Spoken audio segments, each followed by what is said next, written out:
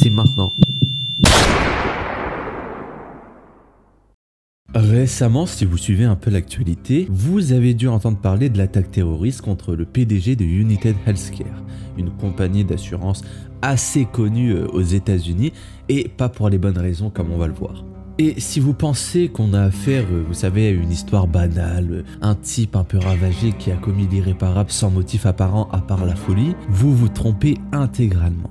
Cet acte cache en réalité des motifs bien plus sombres et sérieux qu'on ne pourrait le penser, et outre la beauté physique du présumé tueur que beaucoup de gens ont vanté, il y a des faits qui sont là, qui sont scandaleux et qui sont impunis. Je parle d'arnaques de la part de grandes sociétés d'assurance, de milliers voire de millions de morts à cause de ces arnaques. Je parle aussi de vente légale d'opioïdes par des entreprises véreuses, le tout encouragé par une agence publique fédérale des États-Unis, et tout ça pour unique but de faire plus d'argent encore et encore. Et cette affaire justement, cette affaire qui a l'apparence d'être tout à fait banale, représente en réalité la révolte d'une de ses victimes qui n'a pas su le supporter. Alors aujourd'hui, on va utiliser le prétexte de cette attaque pour voir l'envers du décor. Mais avant de s'aventurer plus loin, une remise en contexte s'impose pour nos chers auditeurs qui n'ont pas pu suivre cette affaire. Le 4 décembre de l'année 2024, donc il y a un mois à l'heure où j'écris cette vidéo, un homme vêtu d'une capuche et d'un masque et muni d'un pistolet silencieux 9 mm imprimé en 3D abat en pleine rue, proche de l'hôtel New York Hilton Midtown, le PDG de United Healthcare, Brian Thompson. Cet homme, jusqu'alors inconnu, réussit à s'enfuir en Vélib et pendant 5 jours, il demeura introuvable. Et là, vous vous dites, comment s'est-il fait prendre? Qu'est-ce qui l'a démasqué? Eh bien, alors qu'il était en train de manger inconsciemment au McDonald's, un client, qui apparemment est sacrément physionomiste, l'a reconnu grâce aux vidéos diffusées par la police et a donc contacté les forces de l'ordre. Et une fois la police arrivée, ils lui ont demandé de retirer son masque, puis l'ont arrêté. Il s'agit très certainement là du suspect, Luigi Mangione. Alors, bien que jusqu'à présent il plaide non coupable, les éléments que l'on a retrouvés en sa possession mènent à penser qu'il est loin d'être innocent. Bon, déjà par exemple, les empreintes digitales qu'on a retrouvées près de la scène de crime correspondent à ceux de Mangione. On a également exactement les mêmes douilles qui ont été retrouvées dans le cadavre qui correspondent à l'arme qu'avait Mangione lors de son arrestation. Sauf que là où c'est très intéressant, c'est un élément qu'on a découvert sur la scène de crime et qui est pour le coup très révélatrice de l'acte. Parce que la vérité, c'est qu'à ce stade, avec toutes les informations que je vous ai données, on ne sait pas exactement les raisons qui ont fait que Mangione a commis cet acte. Il peut y en avoir plusieurs. Peut-être que ce type avait couché avec sa femme, on ne sait pas. Peut-être que Mangione était un employé de l'entreprise et qui s'est fait licencier. Mais justement, cette fameuse information, nous dirige vers un fil conducteur. Sur les balles qui ont servi à abattre Thompson, on a retrouvé inscrit « Deny, Defend, Depose ». En français, nier, défendre, déposer. Et vous allez me dire, mais le miroir, ça ne veut rien dire. Et oui, ça ne veut absolument rien dire. Mais pour nous, en fait, cette formule, en l'analysant de plus près, on remarque qu'elle ressemble fortement à une autre formule qui est Delay, Deny, Defend, et qui est une stratégie marketing utilisée par les compagnies d'assurance américaines pour éviter de rembourser les malades. Et là, préparez-vous à la dinguerie, vous n'êtes pas prêts. En me renseignant à propos de cette attaque, j'ai fini par lire le livre tout bonnement intitulé Delay, Deny, Defend, et qui parle très exactement de cette problématique en ce qui concerne les assurances. Tout d'abord, pour comprendre la problématique, comment ça fonctionne une assurance globalement. Eh bien, pour faire simple, disons que vous, demain, vous avez peur que votre maison brûle. Voilà, on ne sait jamais ce qui peut arriver, on n'est jamais à l'abri, c'est une peur qui peut se concevoir, hein. Je sais pas, vous avez peut-être une famille, vous ne voulez pas être dans la merde, bref, c'est quelque chose qui peut se concevoir. Eh bien moi, face à cette peur, je vous propose un échange équitable. En échange d'une prime, je vous assure que si votre maison est brûlée, je paierai l'intégralité des réparations. Et là, vous acceptez, et me voilà votre assureur, j'assure votre cul. Donc je vous envoie une police, le terme pour dire un contrat d'assurance, vous le signez et tous les mois ou tous les ans, vous me versez une certaine somme définie dans le contrat. Et on a là en réalité un échange assez juste. Vous comme moi savez que le monde est imprévisible, vous ne voulez pas prendre le risque d'être dans la merde, alors vous prenez mon contrat.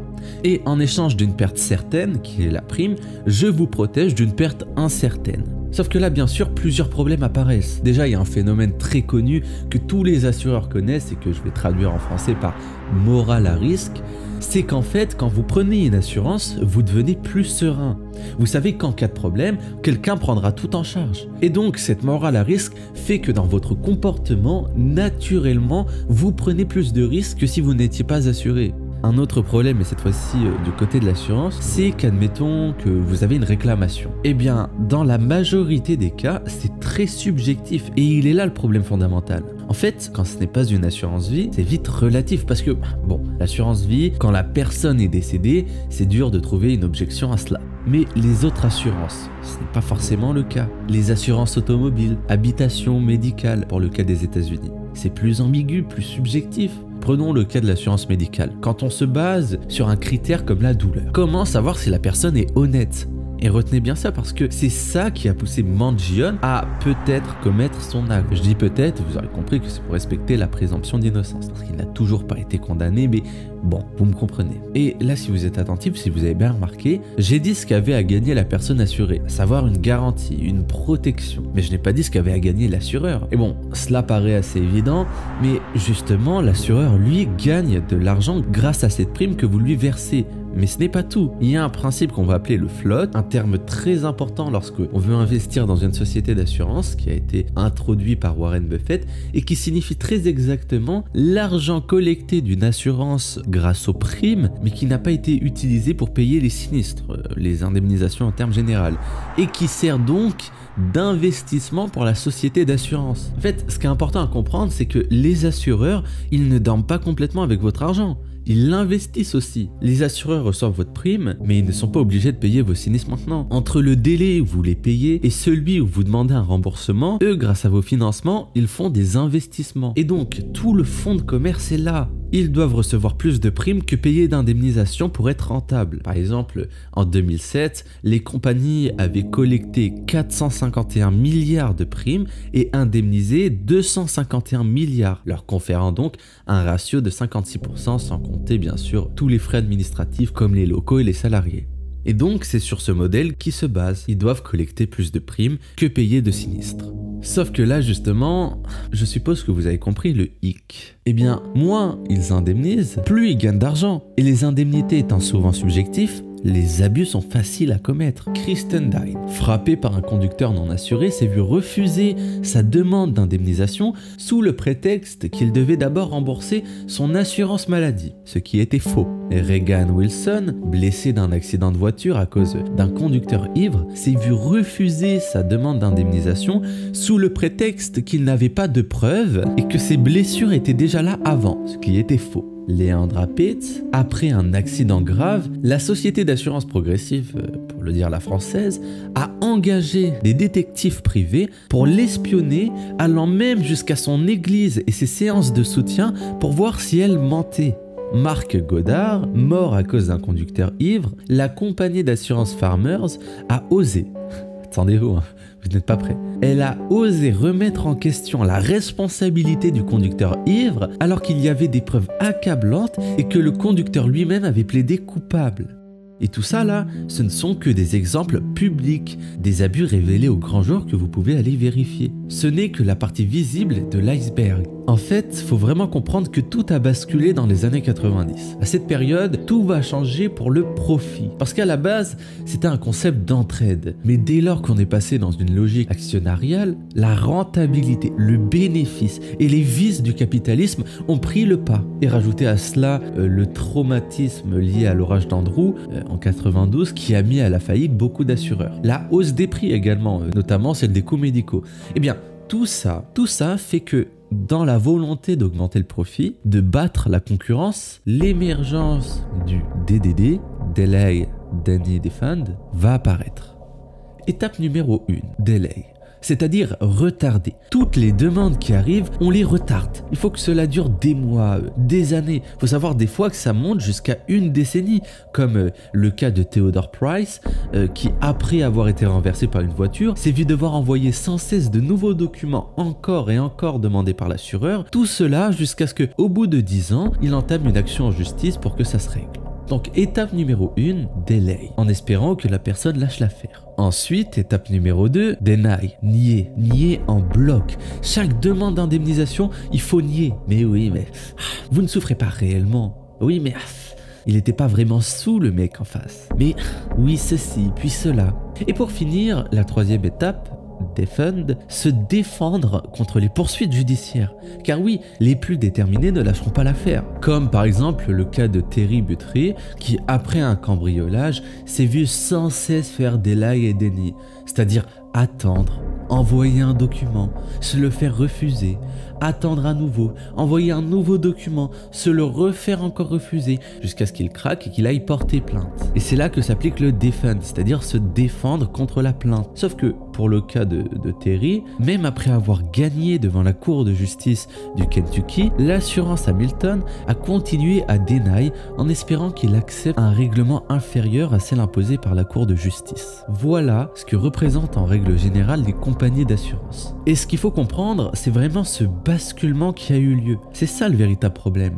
À la base, le principe d'une assurance, ça vient des Babyloniens qui utilisaient des investisseurs pour couvrir les pertes maritimes, puis ça s'est étendu à des mutuelles locales, comme par exemple, on en parle dans le livre, mais le cas de Philadelphia Contribution Ship, où une communauté investissait ensemble dans un fonds commun pour partager les risques en cas d'incendie. C'est-à-dire que des pompiers en fait se sont réunis et ont proposé à toute la communauté, admettons tout un village, de tous mettre une prime, et si jamais l'un d'entre eux avait un accident, un problème ou un incendie, eh bien on utiliserait l'argent de cette prime pour aider cette personne. Donc on est passé de quelque chose de communautaire, d'entraide, à un principe où l'argent et le profit règnent.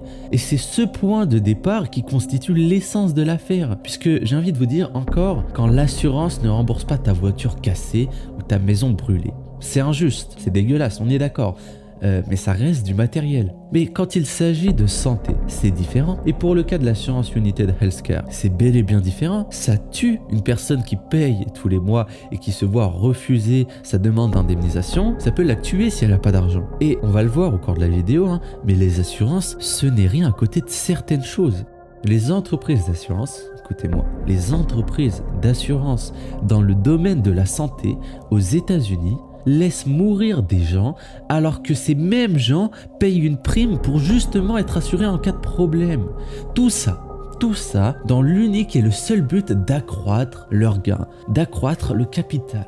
Et comme je l'ai dit, si vous trouvez ça choquant, mais vous n'êtes pas prêt pour la suite. Dites-vous que cette recherche constante d'accroissement du capital a poussé des industries pharmaceutiques à vendre sur le marché des opioïdes clairement addictifs, le tout avec l'approbation du gouvernement américain. Alors pour comprendre cette affaire, parlons justement du gouvernement américain et du contrôle de tout ce secteur. En fait, il faut savoir qu'aux États-Unis, c'est la FDA, la Food and Drug Administration, qui a le rôle de réglementer tout ce qui concerne la vente de produits alimentaires et médicaux. C'est-à-dire que moi, demain, voilà, j'ai un nouveau médicament. Je n'ai absolument pas le droit de le vendre si la FDA ne me l'a pas autorisé. Eh bien, pour pouvoir le commercialiser, ce que je devrais faire, c'est d'abord d'effectuer tout ce qui est recherche et test. Voir s'il y a des effets secondaires, s'il peut être dangereux, évaluer sa sécurité, son efficacité aussi, parce que faut savoir que si c'est un médicament qui ne présente aucun danger mais qui ne fait aucun effet, ça ne sert à rien. Il ne faut pas que ce soit du placebo. Bref, ensuite, après avoir fait tout cela, ce qu'on appelle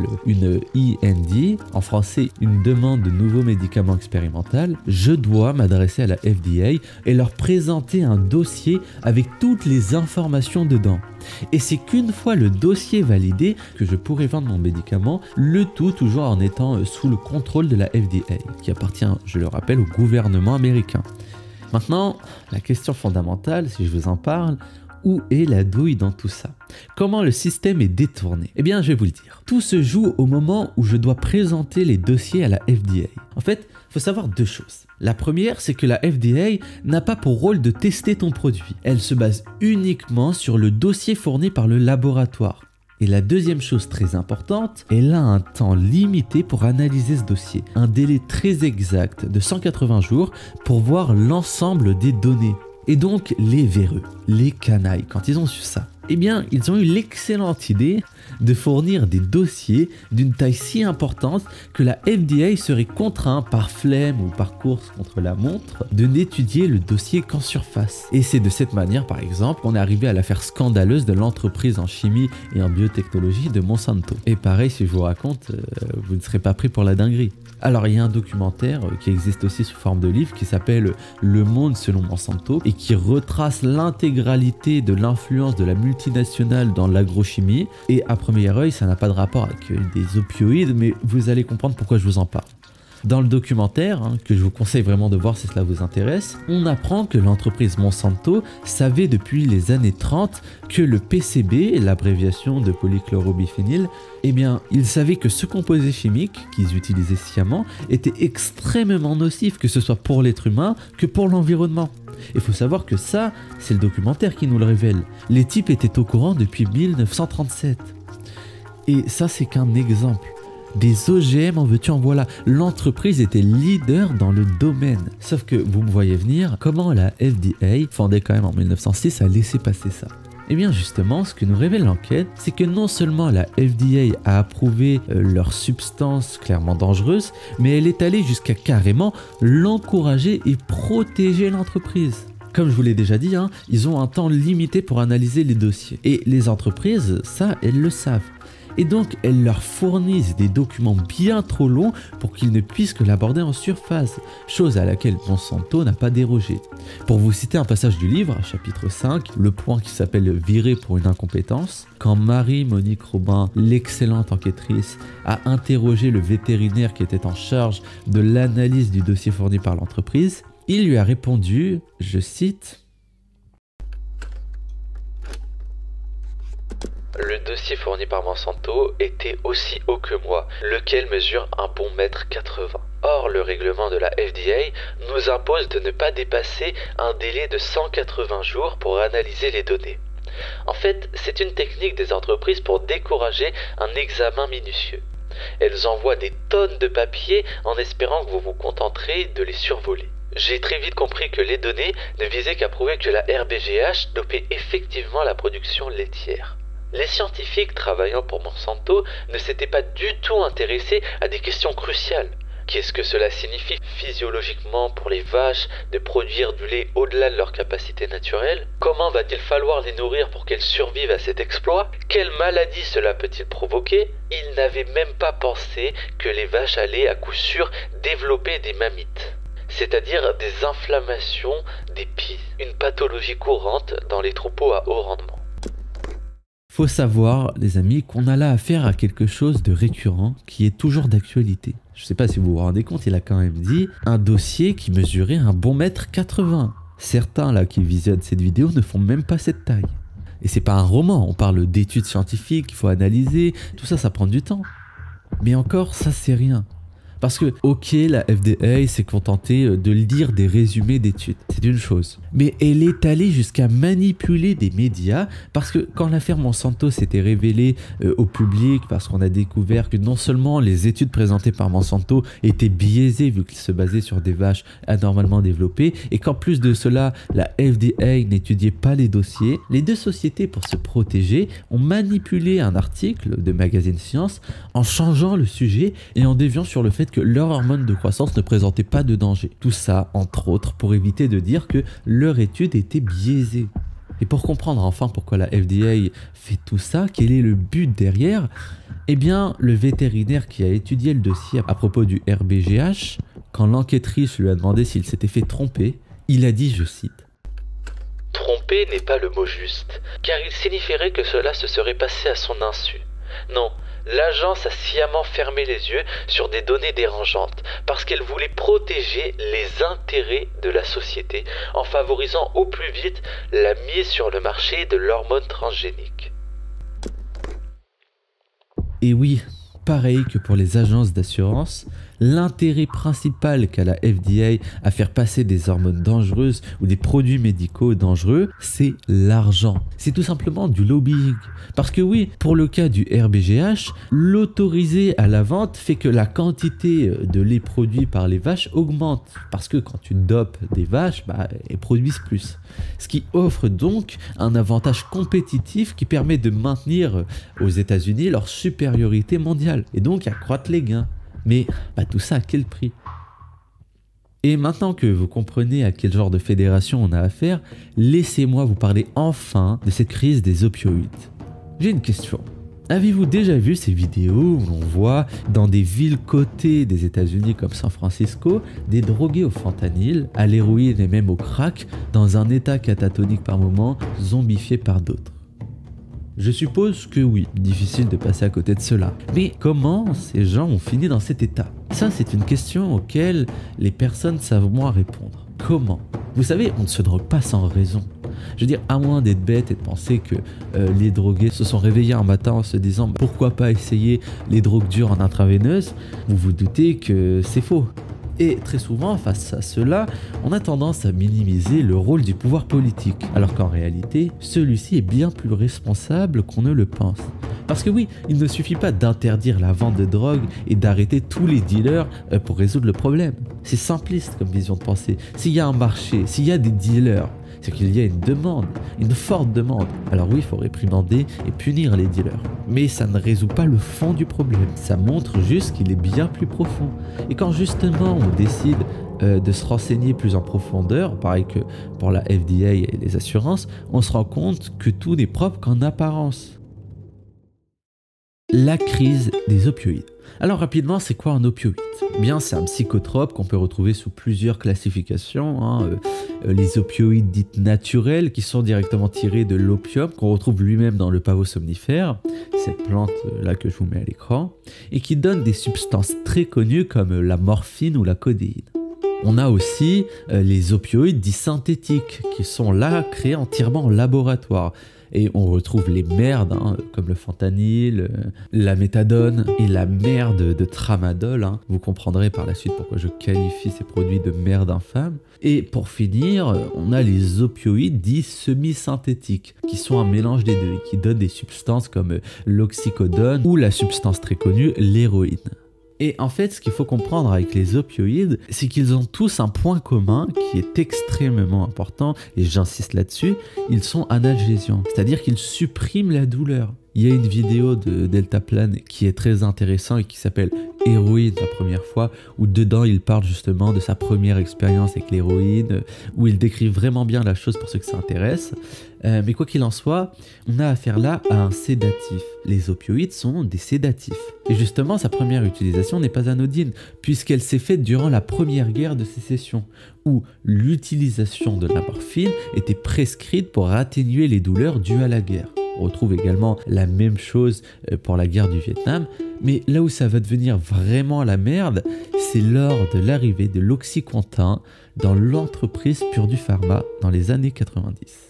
En fait, dans ces années-là, l'entreprise Purdue Pharma s'était imposée au début avec l'Emescontin. L'Emescontin, c'est donc un sulfate de morphine mélangé avec ce qu'on appelle du contin pour ralentir le dosage à un certain temps.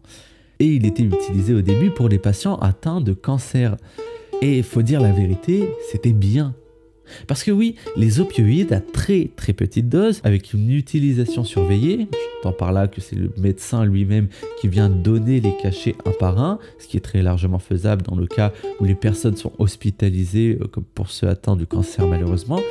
Eh bien, dans ces conditions extrêmement strictes, face à des douleurs sévères, oui, c'est une bonne chose. Comme je l'ai dit, l'utilisation des opioïdes a comme rôle premier d'atténuer la douleur. Sauf que le point de rupture avec Purdue Pharma, c'est que leur Emescontin avait un brevet. Et donc ça faisait qu'ils étaient les seuls à pouvoir l'utiliser, à pouvoir le vendre, et que par conséquent, ils étaient les leaders du marché. Et rajouter à cela que les médecins aimaient le produit, ça donnait que l'entreprise à ses débuts était très respectée. Sauf que bon, ce qui devait arriver arriva, et la date limite du brevet s'est imposée, ce qui a fait que d'autres entreprises pharmaceutiques se sont mis à copier le médicament et à eux aussi le vendre. Et comme vous le savez, plus il y a de personnes, plus votre part sera petite. C'est le principe même de compétitivité. Sauf que Purdue Pharma, au lieu de se dire « bon, tant pis, c'est le jeu, ça fait partie des règles », ils se sont dit « mais pourquoi s'arrêter au cas de cancer ? Il y a d'autres gens qui souffrent de douleurs, d'autres personnes qui, suite à une opération ou à une blessure, souffrent. Autrement dit, dans la langue du véreux, il y a du fric à se faire. » Et c'est là qu'est apparu l'oxycontin, un mélange d'oxycodone, qui fait partie, comme on l'a dit, des opioïdes semi-synthétiques, au même titre d'ailleurs que l'héroïne, et c'est de l'oxycodone auquel on rajoute du contin pour un dosage tous les 12 heures. D'ailleurs tout ça, ça s'entend au nom MS, le M pour morphine, le S pour sulfate, plus du contin, permet du coup je l'ai dit un dosage tous les 12 heures, et oxycontin, bah pareil, oxy pour oxycodone et contin pour contin. Et donc, qu'est-ce qu'a fait Purdue Pharma? Eh bien, vous l'aurez compris, il a vendu l'oxycontin au grand public. Sauf que je vous le rappelle, parce que c'est nécessaire, mais c'est un opioïde semi-synthétique au même titre que l'héroïne, bien qu'un peu moins puissant. Mais c'est pas ça le pire, parce que des médicaments dangereux mais contrôlés, on en a plein et ils posent pas de problème. Non, vous n'êtes pas prêts. Le pire, c'est que toute l'industrie médicale s'est mobilisée pour vendre ce médicament au plus de monde. 200 millions de dollars de budget pour faire de la pub, un marketing agressif, une totale désinformation sur les risques que présentait le médicament. Ils disaient que le risque d'addiction était d'1% sans présenter la moindre étude. De la corruption, on mentait aux médecins. On leur disait que quand il s'agissait de douleur, la dépendance n'était pas un problème.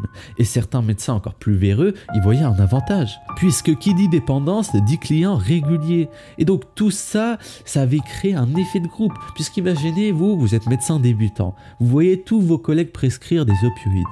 Bah vous finissez par trouver cela normal. Et faut savoir que, comme je l'ai dit, et je vais le répéter, mais le problème, c'est pas l'opioïde en tant que tel. L'opioïde, quand il s'agit de patients dont la vie est malheureusement assez courte, quand il leur reste quelques années, c'est assez positif. Parce que sur le court terme, c'est prouvé, l'addiction n'a pas forcément le temps de s'installer. Mais quand il s'agit des gens de tous les jours, qui ont encore la vie devant eux, eh bien l'addiction risque de s'installer. Sauf que ces gens-là, ils étaient rassurés parce que le médicament était validé par la FDA. Et oui, rappelez-vous, ce sont eux qui, à la base, étaient chargés de vérifier la dangerosité du produit. Et ils sont tout aussi responsables parce que non seulement ils ont laissé l'entreprise vendre le produit, mais encore, c'est pas tant ça le problème. C'est surtout qu'ils ont laissé l'entreprise faire la pub énorme du produit. Et si vous n'êtes pas accoutumé au pouvoir de la pub, laissez-moi vous poser une question simple. Vous n'avez que 3 secondes pour y répondre. Ne réfléchissez pas et donnez-moi la première chose qui vous vient à l'esprit. Citez-moi un VPN. Il y a énormément de chances, si vous traînez sur Internet, notamment sur YouTube, que vous m'ayez cité NordVPN ou CyberGhost VPN ou un VPN qu'un créateur de contenu vous en a fait la pub. En fait, le pouvoir de la pub, c'est pas tant de vous faire acheter directement un produit, mais c'est plutôt d'associer un problème à une solution. Le pansement des héros, mercurochrome. Un VPN, NordVPN.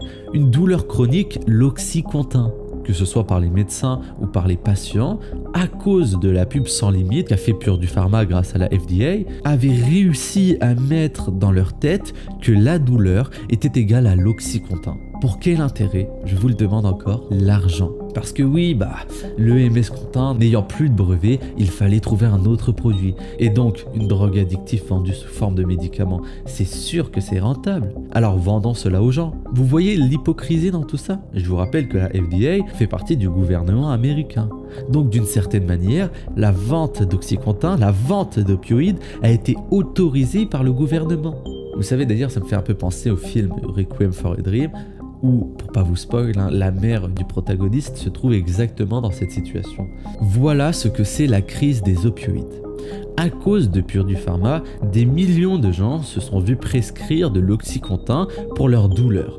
Et malheureusement, beaucoup d'entre eux ont fini par devenir dépendants à l'oxycodone. Puis, de fil en aiguille, leur addiction grandissante, ils sont passés à d'autres opioïdes, moins chers, plus accessibles, comme le fentanyl. Puis ça va plus loin, le fentanyl ne devenant plus suffisant, vous le mélangez au crack. Je vous mets en description un documentaire qui résume bien la chose et les dégâts que cette affaire a fait au Canada. D'ailleurs aussi, si ça vous intéresse et si je la retrouve, il y a un autre documentaire qui parle justement du fentanyl à San Francisco et des dégâts. Je vous assure, regardez-le, c'est assez triste à voir. Et pour ce qui est des chiffres, l'article de Science Avenir dénombre plus de 300 000 morts par overdose en 9 ans dû à l'oxycontin, ce qui fait à peu près 90 personnes mortes par jour. Et là, s'il vous plaît, faites appel à votre humanité. On ne parle pas de chiffres, mais de personnes qui pourraient être vos parents, vos amis, vos frères ou vos sœurs, de personnes à qui, face à des douleurs, on a prescrit un médicament dangereux, addictif, pour la simple envie d'accroître le capital. Et c'est un sujet qui me touche particulièrement, car il faut savoir qu'en France, on n'est pas non plus totalement épargné.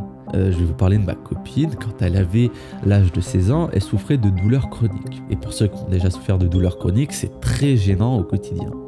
Et à force de voir des médecins, de médecin en médecin, d'échec en échec, elle est tombée sur un docteur qui lui a proscrit de la codéine et du tramadol. Et pour ceux qui ne savent pas ce que c'est, je répète, mais la codéine, c'est un opioïde naturel au même titre que la morphine, et le tramadol, cette fois-ci, c'est un opioïde synthétique, donc fait en laboratoire, au même titre que le fentanyl.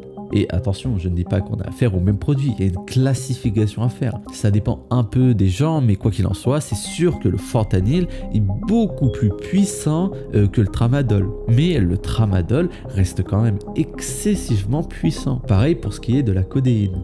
Et le problème, en réalité, c'est comme je l'ai dit, pas tant que ce soit en libre service sous condition d'une ordonnance. C'est pas ça. C'est pas non plus le fait que des médecins prescrivent ça. C'est surtout le fait qu'il n'y ait pas de surveillance. Parce que là, elle avait 16 ans. 16 ans, une boîte de tramadol, une boîte de codéine et un médecin qui lui en procurait autant qu'elle voulait, étant donné qu'elle souffrait de douleurs chroniques. Et là, on n'est pas aux États-Unis, on est en France. On proscrit à des gamins du tramadol et de la codéine sans surveillance. Et ne vous inquiétez pas pour elle, du jour au lendemain, elle est sortie de toute cette merde en comprenant le danger et en comprenant surtout que son médecin en fait ne cherchait pas à la guérir. Et ça aurait pu très mal finir. Mais là encore, le pire, alors vraiment, le pire, c'est pas du côté des médecins. Parce que, bon, même si je suis pas un très grand fan de la prescription d'opioïdes pour remédier à des douleurs chroniques, je peux y voir une certaine utilité quand il s'agit de douleurs aiguës, qui partira tôt ou tard. J'ai un ami qui, suite à une opération sans anesthésie, s'est vu proscrire du tramadol. Je peux également y voir une utilité pour les patients atteints d'un cancer en phase terminale, qui souffrent énormément, faut le savoir. Ces patients souffrent.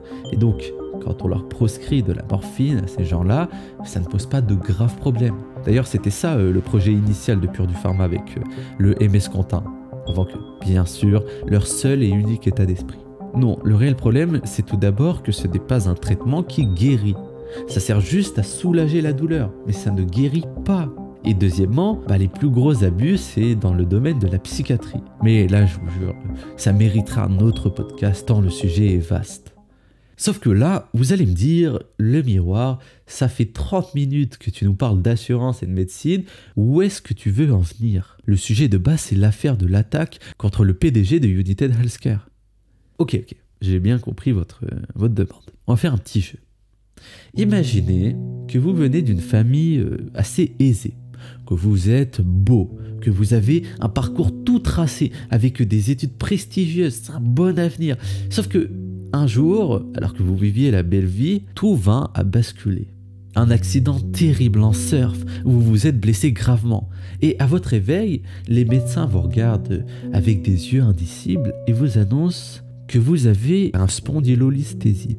En des termes plus simples, l'une de vos vertèbres a glissé par rapport à celle d'en dessous. Et vous apprenez dans le lot que non seulement vous ne pourrez plus faire de sport, que vous ne pourrez plus faire l'amour, que vous aurez toute votre vie des douleurs chroniques, mais que surtout, vous devez vous faire opérer d'urgence. Sous le choc, vous, qui étiez de bonne famille, destiné à avoir un bon avenir, vous vous retrouverez à souffrir toute votre vie. Et merde, l'opération. C'est vrai qu'on est aux États-Unis ici. Bon, ce n'est pas grave. Je vais tout envoyer à mon assurance et ils me rembourseront. Alors vous vous mettez à l'attaque, vous envoyez tous les papiers. 10 jours plus tard, vous recevez un message, le document n'est pas lisible. Bon, ce n'est pas grave. Vous prenez une nouvelle photo avec difficulté car vous souffrez, vous avez mal. Mais elle est bien celle-ci. C'est lisible, on voit tout. Vous l'envoyez.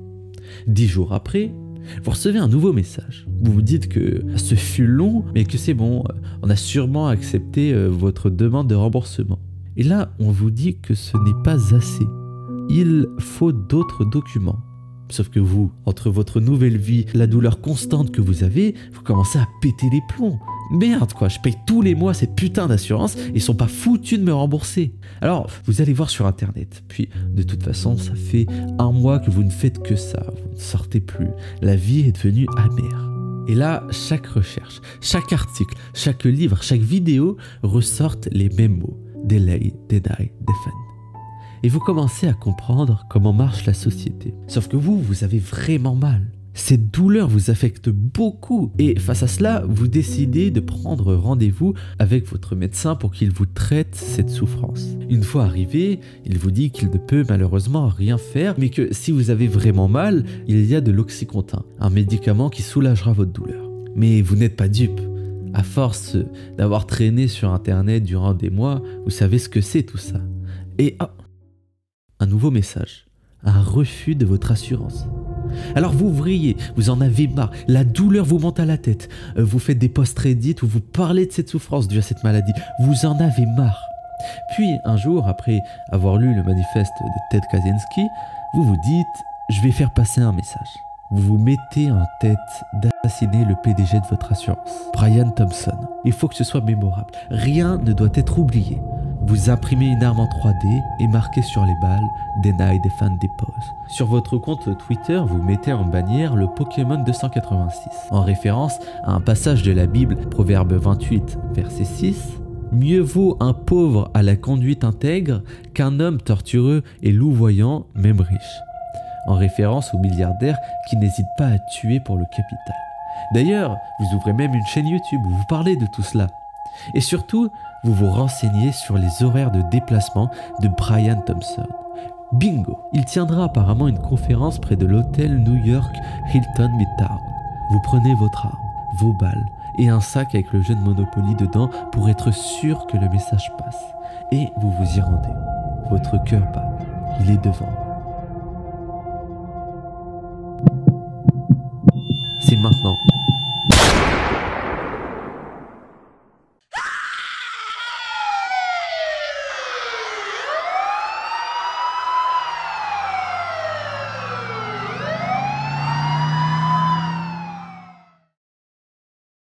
Ce que je vous raconte là, c'est l'histoire de Luigi Mangione. Alors, vous vous doutez que j'ai romantisé la chose. À vrai dire, on ne sait pas vraiment comment son assurance a réagi face à ses douleurs chroniques, parce que le truc de l'accident en surf, c'est vrai. Je ne sais pas non plus vraiment si son médecin lui a proscrit de l'Oxycontin, ça m'étonnerait, ni même des opioïdes, ce qui est pour le coup peut-être moins improbable. Honnêtement, je pense que si c'est lui le coupable, on n'est pas loin de ce que je vous ai raconté. Faudra voir comment évolue l'affaire. D'ailleurs, je la place là, mais j'ai devancé Netflix et leur futur documentaire qu'ils feront sur l'affaire. Parce que, bon, comme à chaque fois qu'il y a une affaire criminelle assez juteuse, qui est susceptible de marcher, ils feront un documentaire là-dessus. Donc voilà, je les ai devancés. J'espère au moins que dedans, ils parleront de ce que je vous ai dit, à savoir les problèmes qu'il y a avec les assurances, la FDA, les opioïdes et les drogues en général. Mais quoi qu'il en soit, quand on sait ça, l'affaire prend un tout autre angle. Parce que j'ai vu beaucoup de vidéos passer sur l'affaire où le vidéaste passe plus son temps à expliquer comment les gens ont reçu l'affaire et même pour certains à défendre Big Pharma et compagnie, mais très peu ont parlé de la réalité derrière tout ça. Et je vais vous poser 3 questions simples, vraiment très simples, mais je veux que vous y répondiez en commentaire. La première, si vous aviez un bouton devant vous qui à chaque pression exercée vous fait gagner 500 €, mais tue en parallèle quelqu'un d'une crise cardiaque, est-ce que vous le feriez? La deuxième, si vous avez répondu oui, combien de fois est-ce que vous appuyez? Et la troisième, si vous avez répondu oui à la première, est-ce que vous êtes responsable ou non de ces morts? Pour répondre à la troisième, je pense sincèrement que oui, vous êtes responsable. Sans rentrer dans un cadre déterministe où tout n'est que du cause à effet de réactions chimiques comme le propose Spinoza ou plus récemment l'expérience de Benjamin Libet. Pour moi, tant que l'illusion du choix est là, on doit vivre sa vie comme s'il existait, même si on sait que ce n'est pas vraiment le cas. Mais il faudrait quand même penser le système en fonction de cette réalité. Enfin bref, c'est un tout autre débat, mais faisons comme. Oui, vous êtes responsable. Et ce concept est très connu avec l'expression de col blanc. La criminalité en col blanc, je vous le rappelle, que ça vient de l'expression col bleu qui désignait historiquement les ouvriers, et col blanc ça désigne au contraire les élites. Et justement, ce qu'on appelle les crimes en col blanc, ce sont des actes répréhensibles en temps normal par la justice, mais qui, commis par des élites, ne font pas de dégâts directs. Plutôt que de racketter une dame physiquement, de la tuer et de lui voler 500 €, je vais appuyer sur un bouton qui provoquera une crise cardiaque, mais qui me fera gagner 500 €. Vous aurez remarqué que dans les deux cas, j'ai tué, oui, mais que dans un des cas, j'ai pas vu la femme s'effondrer. Je n'ai pas vu ses yeux remplis de détresse. J'ai été distancé de tout cela. La personne a été déshumanisée. Sauf qu'au final, la finalité est la même. Et j'ai envie de vous dire, pour atteindre le point Godwin, Hitler n'a jamais tué de juif de ses propres mains. Il n'est jamais allé voir un juif, il l'a étranglé ou il l'a tué. Il n'a jamais fait ça. Pourtant, ça ne vous viendrait pas à l'esprit de dire qu'il est innocent, qu'il n'a jamais tué, parce qu'il a en quelque sorte appuyé sur le bouton, il a donné l'ordre. Et comme le disait l'abbé Pierre, ceux qui ont pris tout le plat dans leurs assiettes, laissant les assiettes des autres vides, et qui ayant tout, disent avec bonne figure, nous qui avons tout, on est pour la paix. Je sais ce que je dois leur crier à ceux-là. Les premiers violents, les provocateurs de toute violence, c'est vous. Et quand ce soir, dans vos belles maisons, vous allez embrasser vos petits-enfants avec votre bonne conscience, au regard de Dieu, vous avez plus de sang sur vos mains d'inconscient que n'en aura jamais le désespéré qui a pris les armes pour sortir de son désespoir. Et je trouve ce discours d'autant plus fort quand on sait de quoi est accusé l'abbé Pierre et qui, au final, malgré ses belles paroles, faisait partie de ces hypocrites. Brian Thompson, le PDG, avait deux fils, deux très jeunes fils, l'un âgé de 19, l'autre de 16 ans, qui tous les jours pleureront la mort de leur père et qui devront subir les heureuses moqueries du peuple. Brian Thompson était décrit comme un homme formidable par ses proches, un père exemplaire. Sauf qu'il a tué, continuellement. Il a appuyé sur ce bouton. Sa stratégie, qui a fait gagner des milliards de dollars à son entreprise, a laissé de pauvres gens souffrir, sans aide. Des gens qui eux aussi avaient une famille. Et quand le soir il rentrait, qu'il embrassait ses fils et sa femme, les cadavres s'accumulaient. Non, l'attaque n'est pas quelque chose de positif. Et loin de moi l'envie de faire de la morale d'esclave, mais ce n'est pas de cette manière que selon moi on règle les choses. La justice doit être faite, ça c'est clair, mais pas de cette manière, car ce n'est pas de la justice. Ça, ce qu'il a fait Luigi Mangione, ce n'est pas de la justice. Le capitalisme tue. Le capitaliste, comme l'a dit Benjamin Walter, est une religion culpabilisante, une religion cultuelle et une religion qui ne s'arrête pas. Et surtout, elle est à un stade totalement, entièrement disproportionné. Ne croyez pas non plus que je suis communiste, mais il faut savoir que ce n'est pas du tout le seul système de production qui existait. C'est une question que j'aborderai dans d'autres podcasts, mais c'est pas le cas. En fait, mon avis sur cette affaire, c'est que je ne pense pas que l'impact politique de Mangione soit immense. Ce n'est pas de cette manière que l'on change des choses. Moi, je prône une vision d'un égoïsme sain. Je rejoins la vision d'Aristote qui fait la séparation entre l'égoïsme blâmable, cherchant des biens matériels superficiels pour satisfaire des passions irrationnelles, et l'égoïsme louable, l'égoïsme saint, qui recherche des biens supérieurs, la justice, la vertu, la raison. Mais justement, le souci de l'égoïsme blâmable, tel que l'a défini Aristote, elle est injuste et mortifère, vu qu'elle ne s'arrête pas. Tu n'en as jamais assez, tu voudras toujours plus de biens. La quête du matériel est aliénante. Je ne sais pas si vous avez remarqué, mais vous n'en avez jamais assez. Parce que cet égoïsme-là, cette quête-là, n'a pas de fin. Au contraire, je prône cet égoïsme louable qui consiste à s'aimer soi pour aimer les autres et les aider. Et ça, Albert Camus le décrit magistralement bien dans une interview qu'il avait tenue où il parlait du bonheur. Il prenait l'exemple d'un homme qui n'aimait pas sa femme et qui par compensation a décidé d'être là pour elle. Eh bien, cette femme souffrait parce que n'aimant pas sa femme, ses actions qui avaient pour but de lui procurer de l'affection se ressentaient. C'est comme essayer de parler avec une boule dans la gorge, ça s'entend. Et pareil, tu ne peux pas améliorer l'humanité si tu la détestes. Et je doute que ces milliardaires en haut, dans leur tour, aiment l'humanité. J'en doute parce que si c'était le cas, ils ne la tueraient pas. Ils n'appuieraient pas sur le bouton.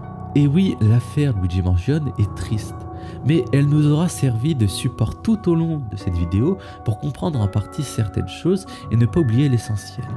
Les amis, sur ce, bonne journée ou bonne soirée. N'hésitez pas à rejoindre le Patreon pour augmenter votre culture. Au revoir.